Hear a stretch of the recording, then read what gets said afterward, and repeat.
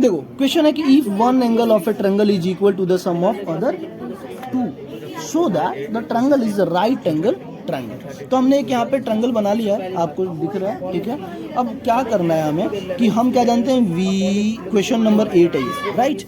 We know that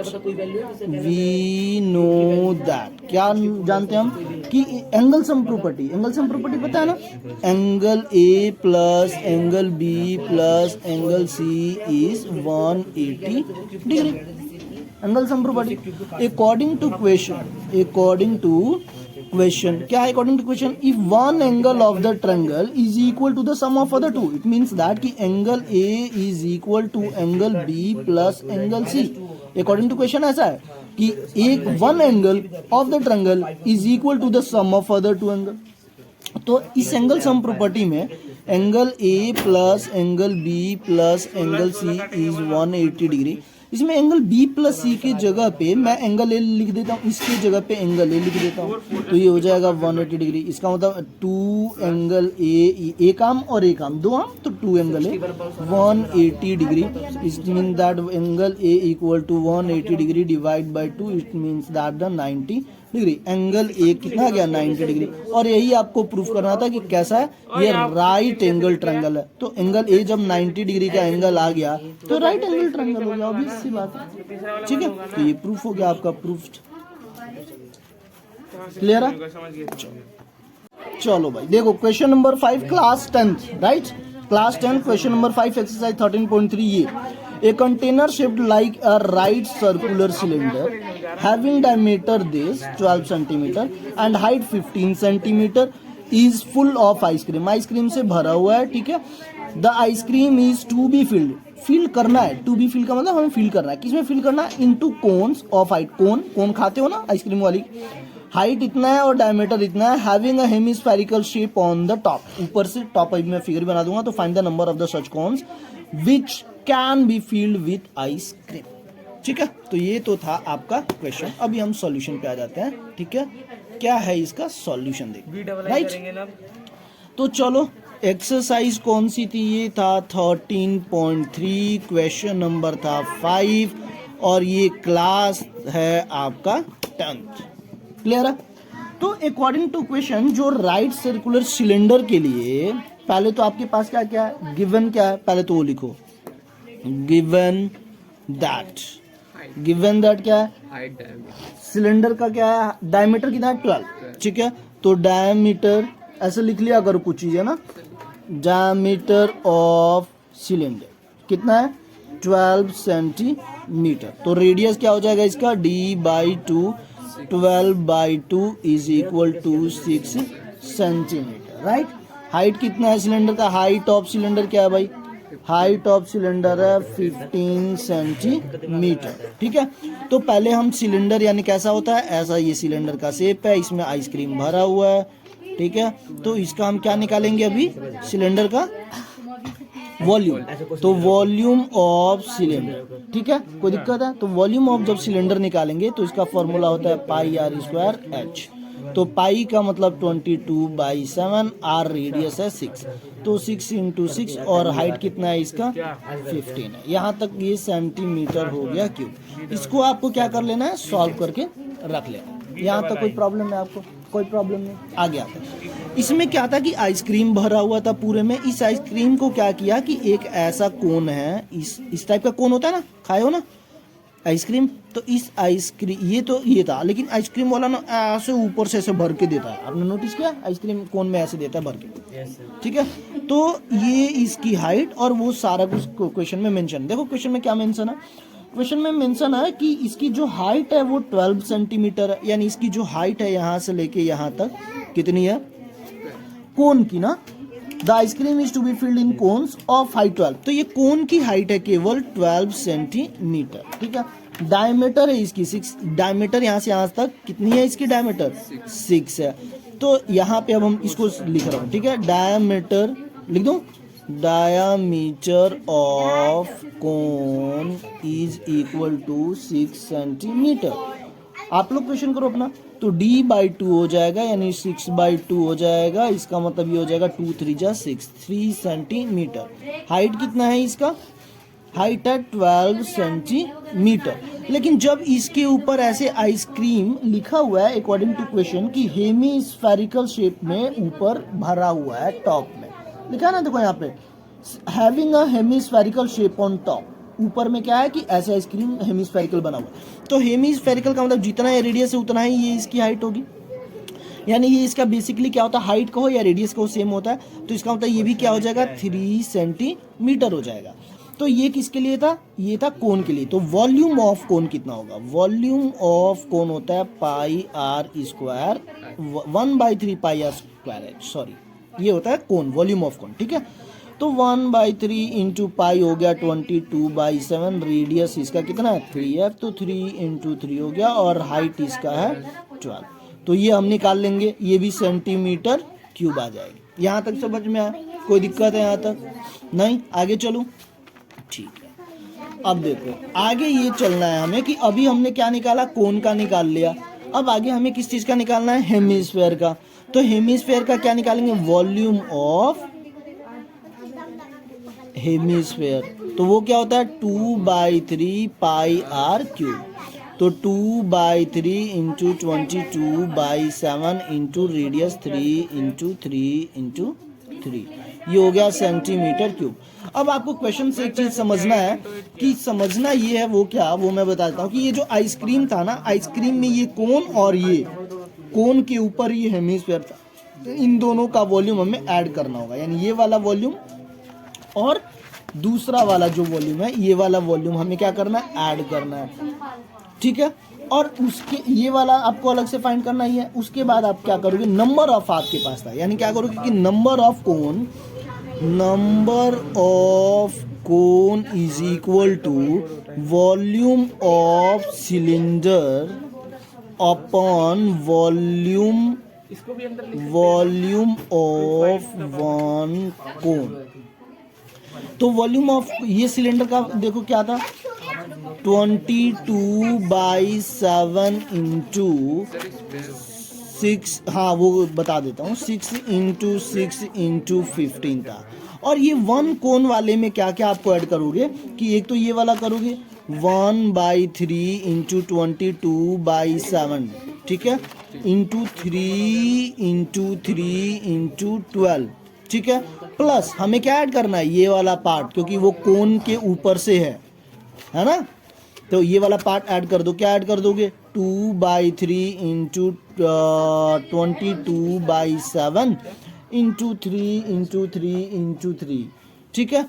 तो अब क्या करोगे, देखो ऊपर क्या है 22/7 इंटू 6 इंटू 6 इंटू है 15, नीचे से 22/7 कॉमन ले लो, 22/7 कॉमन ले लिया, 1/3 भी कॉमन ले लेता हूँ, तो क्या बच जाएगा यहाँ पे, ये पूरा पार्ट मैंने कॉमन लिया, बचा क्या अंदर 3 इंटू 3 इंटू 12 बच गया, प्लस देखो 1/3 कॉमन हो चुका है, ऊपर क्या बच गया, केवल 2 बचा, 22/7 कॉमन हो चुका है, 1/3 कॉमन हो चुका है, तो 2 बच गया, इंटू 3 इंटू 3 इंटू 3 बच गया, 22/7 से 22/7 कैंसिल। अब क्या बचा 6 इंटू 6 इंटू 15 ऊपर है, ठीक है। ये 3 नीचे जब ऊपर जाएगा तो ये भी पहुंचा दोगे आप ऊपर, नीचे बच गया क्या, इसकी मल्टीप्लाई कर लो 3 इंटू 3 इंटू 12, तो ये 3 इंटू 3 कितना होता है 9 में 12 की मल्टीप्लाई 108 है, ठीक है। इसकी मल्टीप्लाई करो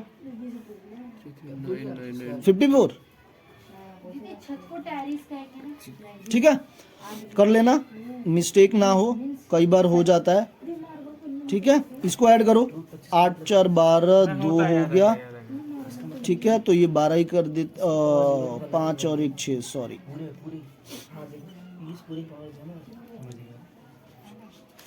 ठीक है। तो ये 1, ठीक है, इतना 162 होगा। अब इसको 100 काट दो, कैसे काटोगे भाई, 3 से कट रहा है, 3 5 15, देखो 3 एकम 3, 3 5 15, ये एक इसको दे देगा, 3 चौके 12 हो गया, समझ में आया। अब फिर से काट दो, इससे काट दो डायरेक्ट, कितने बार में 6 से कटेगा या नहीं कटेगा, 3 से 3 3 जा 9, 3 5 15 काट दिया, 3 से काट दिया, 3 दूना 6 काट दिया, तो 5 दूना 10, नंबर ऑफ कौन कितना आ गया 10 पीसेस। आंसर कितना आ रहा है अब ये चेक,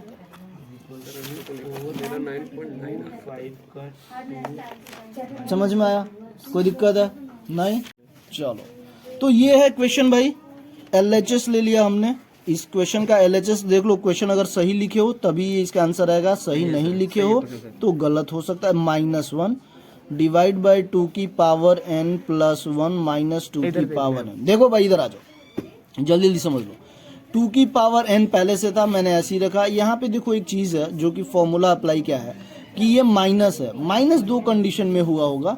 एक कंडीशन तो ये होगा कि या तो ये 2 की पावर n होगा, ठीक है, और डिवाइड में यहाँ पे 2 की पावर 1 होगा, तब जाके ये ऊपर जाके ये माइनस का हो गया होगा n-1। समझ में आया? तो मैं इसको ऐसे ही रख दिया और यहाँ पे इक्वल कर देता हूँ, और इसको जब मैं तोड़ूंगा तो 2 की पावर n इंटू 2 की पावर 1, यानी ये बेस और ये पावर, यानी ये क्या होगा, बेस मल्टीप्लाई में क्या होता है, पावर ऐड हो जाता है, तो ये पावर प्लस हो जाएगा। -2 की पावर n। यहाँ तक सबको समझ में आया? कोई दिक्कत नहीं। अब सिंपल 2 की पावर n कॉमन ले लेता हूँ। कॉमन जैसे ही लूंगा तो ये हो जाएगा 1, और यहाँ हो जाएगा 1। ये 2 की पावर n कॉमन है, ठीक है, तो यहाँ तो 1 बचा और बटे में बच गया 2। जब मल्टीप्लाई करोगे ना, जब कॉमन ना समझ में आए तो एक बार मल्टीप्लाई कर लिया करो। इसका इसमें मल्टीप्लाई करोगे तो ये वाला टर्म आ जाएगा, और इसका इस वाले में मल्टीप्लाई करोगे तो ये वाला टर्म आ जाएगा। नीचे से भी 2 की पावर n ले लिया मैंने कॉमन, तो जैसे ही कॉमन लूंगा तो यहाँ पे आएगा 2 की पावर 1 और यहाँ से बचेगा 1। 2 की पावर n से 2 की पावर n हो जाएगा कैंसिल आउट। जो बचा है सॉल्व कर दूंगा, इसके नीचे एलसीएम ले लूंगा 2, तो ये हो जाएगा 2 प्लस 1 हो जाएगा ना। एलसीएम लेके सॉल्व करोगे तो बटे में ये 2 माइनस 1 यानी 1। 2 की पावर 1 का मतलब 1 होता है, तो 2 यानी 2 हुआ, और 1 का मतलब 1, तो 2 में से 1 गया तो 1। तो 2 और 1 कितना हो गया, 3, और 3/2, और इसके नीचे अगर 1 है भी तो नहीं भी है कोई फर्क नहीं पड़ता। तो आपका आंसर आ गया ये 3। ये हो गया आपका कौन सा पार्ट, RHS। ये RHS हो गया भैया आपका प्रूफ। हाँ जी, अब पूछो क्या पूछ रहे हो सर। ये यहाँ पर 1/2, ये 1/2 कहाँ से, यही समझा रहा हूँ कि ये 2 की पावर n था यहाँ पे, ये 2 की पावर n कॉमन लिया, तो यहाँ से तो ये घर से बाहर निकाल लिया, तो यहाँ तो 1 बच गया, और ये प्लस का साइन था, ये प्लस का साइन। अब ये 2 की पावर n भी तो कॉमन है, तो इसके जगह पे 1, और ये 1, ये 2 नीचे है तो बटे में 2। पावर 1 था, पावर अभी भी 1 है, क्या दिक्कत है? 1 हो चाहे पावर 1 तो कोई समझ में आ गया? कोई दिक्कत? सारे क्वेश्चन ऐसे ही कर डालो। तो आपका क्वेश्चन नंबर 7 है ना, ठीक है। If the vertex angle of N isosceles triangle is twice each of the base angle, find the measure of each angle. बहुत ही सिंपल क्वेश्चन है, इससे सिंपल क्वेश्चन कुछ भी नहीं हो सकता, सीरियस, ठीक है। और मैं देखो देखते देखते आपका आंसर बता दिया था। क्या बताया था मैंने? तो देखो अकॉर्डिंग टू क्वेश्चन कि ये कैसा ट्रायंगल है, पहले तो ये देख लो आप कि ये जो ट्रायंगल है वो कैसा है। आपके बुक में क्लियर लिखा है कि ये जो ट्रायंगल है कैसा है, हाँ आइसोसेलेस ट्रायंगल है ये।